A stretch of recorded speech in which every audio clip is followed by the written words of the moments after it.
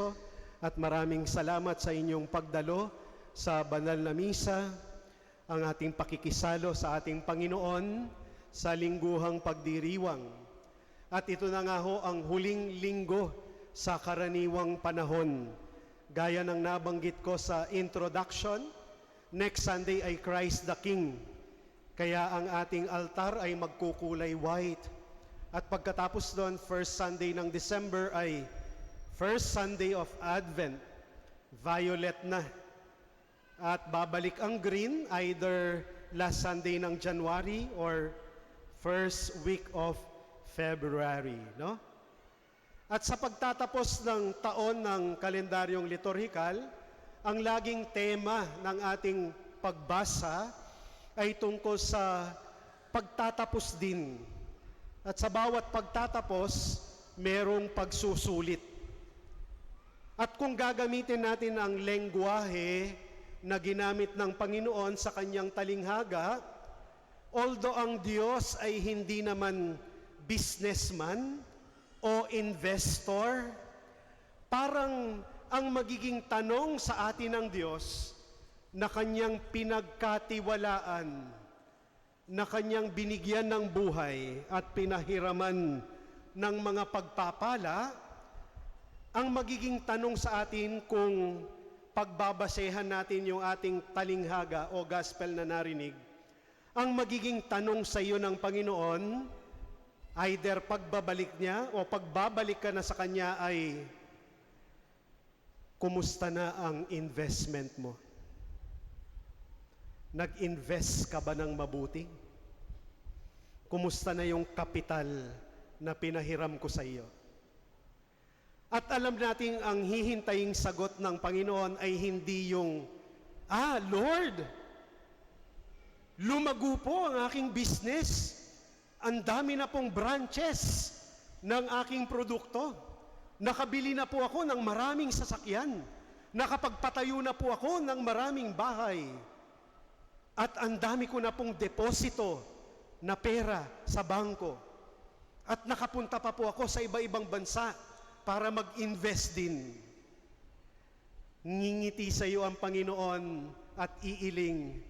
Sabi niya, no. Hindi yan ang ibig kong sabihin. Kumusta na ang buhay mo? Kumusta na ang investment mo sa pagmamahal? Your investment of love. Tumubo ba ito ng maraming pagmamahal sa kapwa? Mas marami bang taong nagmamahal sa iyo o mas marami kang taong minamahal pa? Kumusta na yung investment mo sa pagpapasaya sa kapwa? Tumubo ba ito ng maraming masasayang tao sa paligid mo? Tumubo ba ito ng mga taong maligaya sa piling mo? Are people happy wherever you go? Or people are happy whenever you go? Masaya ba yung tao kapag nakikita ka nila? O masaya yung mga tao kapag paalis ka na at wala ka na? Yehey!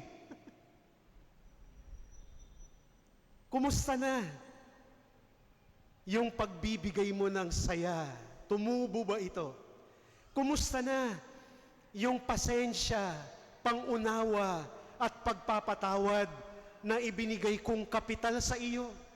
Tumubo ba ito ng maraming mga taong pinagpasensyahan mo, inunawa at pinatawad?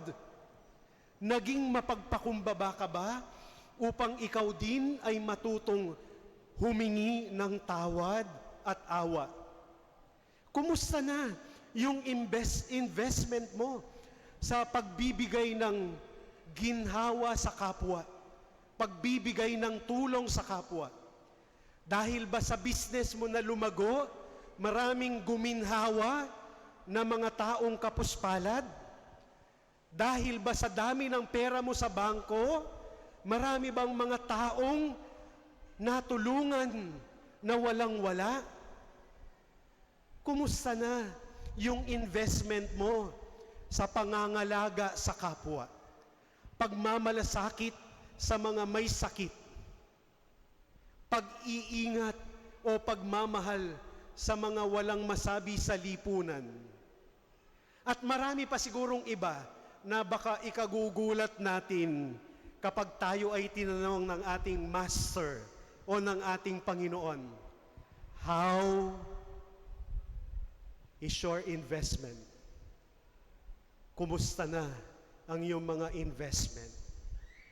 Alam ninyo, sabi daw nila, bago tayo isinilang sa mundo, ang totoo niyan, binigyan tayo ng bag ng Diyos eh. Parang nandun yung baon natin na kapital. Parang yung batang maliit kapag magpapasok na siya sa kindergarten o preschool, meron siyang maliit na bag, nandun ang kanyang baon, nandun ang kanyang pencil, ang kanyang papel, kung meron ng notebook, nandun ang kanyang pang-recess, no? Sa atin daw, binigyan daw tayo ng bag ng Diyos. At kapag nalulungkot tayo, naiinggit tayo, nawawalan tayo ng pag-asa o tiwala sa buhay, sa sarili, muli daw nating balikan yung bag natin at buksan natin. Doon makikita natin kung ano ang ipinabaon sa atin ng Diyos. Bag, B-A-G. Ang nanay ko laging may dalang bag yan eh. At mamahalin pa ang tatak. Pero ang laman, katingko, white flour, efficacent oil, at ang mga gamot niya sa cholesterol, high blood, at ang kanyang senior citizen. Kaya nga sabi ko, Nay, bakit lagi mong dala yung bag mo? Eh, nandito yung mga gamot ko eh. Pero yung bag na tinutukoy ko ay ito. Sana araw-araw buksan natin. Kasi ano ang laman na bag na binigay sa atin ng Diyos? B-A-G. Una, when we open our bag, we will see blessings. Big or small blessings. Alam ninyo, yung alipin, kaya natakot siya na ipangalakal yung puhunan o salapi na iniwan sa kanya, kasi siguro ang tingin niya, ang liit naman nito, 1,000 lang. Bakit yung isa 5,000? Bakit yung isa 2,000? Ako 1,000? No? Siguro galit, inggit, takot. Kaya hindi nag-risk, hindi naging entrepreneur. Ang mga Pilipino daw, very entrepreneur eh. Bigyan mo lang ng maliit na table yan, magtitinda na yan. Bigyan mo lang ng stick, magbabarbecue na yan. Bigyan mo lang ng kahon, magtitinda na ng sigarilyo o candy sa kalsada yan. Bigyan mo ng walis, mag-street sweeper o magwawalis na yan. Bigyan mo ng tricycle, mamamasada yan eh. Pero ang kulang lang sa mga Pilipino, hindi lang marunong mag-ipon. Gagastusin lahat ng kita. Kaya yung mga marunong mag-impok at mag-invest, sila talaga ang nananagana sa buhay. Pero blessings, big or small, sana ipagpasalamat natin. May pamilya tayo, may tahanan tayo, may bubong tayo, may magandang kalusugan, may masayang buhay, may mapayapang komunidad, may maliit na hanap buhay, may maliit at simpleng trabaho. Blessings yun. Ang blessings o gift ng Diyos, hindi lang yung mga big, kundi pati yung small. So yung bag mo, merong blessings, big or small. Pangalawa, ang bag daw natin merong mga achievements din, big or small. Be grateful to God. Be thankful to God. Kapag merong achievements, yung achievements hindi lang yung nakatapos ka ng pag-aaral, nakapag-masteral, doktoral, nakapasok ka sa malaking kumpanya, nakabili ka ng magandang sasakyan, magarang bahay, nakapag-abroad ka, meron kang posisyon sa gobyerno, o nabigyan ka ng award sa trabaho mo. Hindi lang yun yung mga achievements. Nakapagluto ka ng ulam, achievement yun. Nakasimba ka ngayong linggo, achievement yun. Nakapagdasal ka ng kumpleto ng Santo Rosario, achievement yun. Napangiti mo yung nanay mo, achievement yun. Nadalaw mo ang kaibigan mo na may sakit, achievement yun. Nakapagtanim ka ng halaman na namulaklak, achievement yon. Nakapagtanim ka ng gulay at nabigyan mo yung kapitbahay, achievements yon. Big or small, your bag is filled of achievements. So thank the Lord. Kasi bago ka pa pumunta dito sa mundo, pinuno na ng Diyos, nag-achievements ang buhay mo. You are an achiever, big or small. Believe that. At panghuli, letter G, ang bag daw natin, punong-puno din ng goals. Mission sa buhay. Big or small.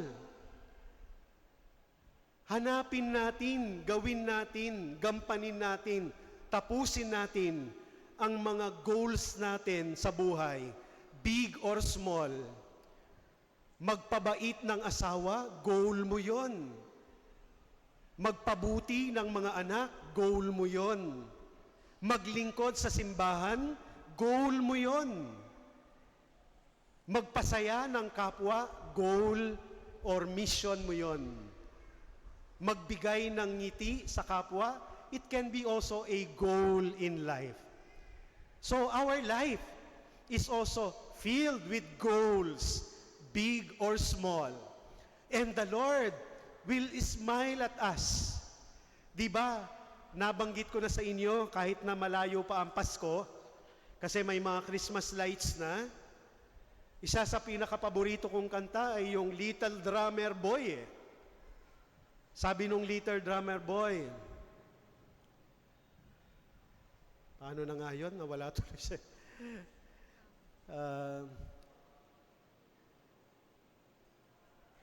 Ayan. Paano na nga?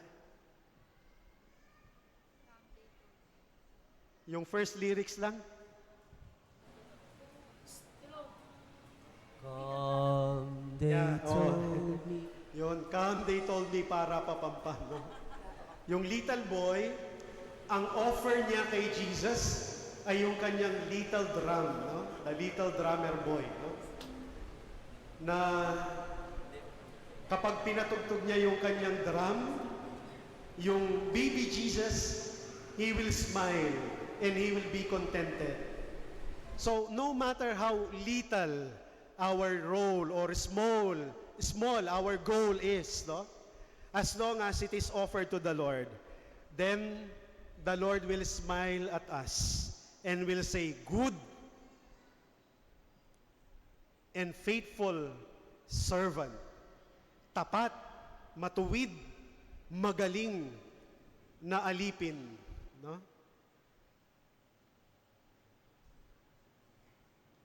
Tapat ka sa kaunting halaga, pamamahalaan kita sa malaking halaga.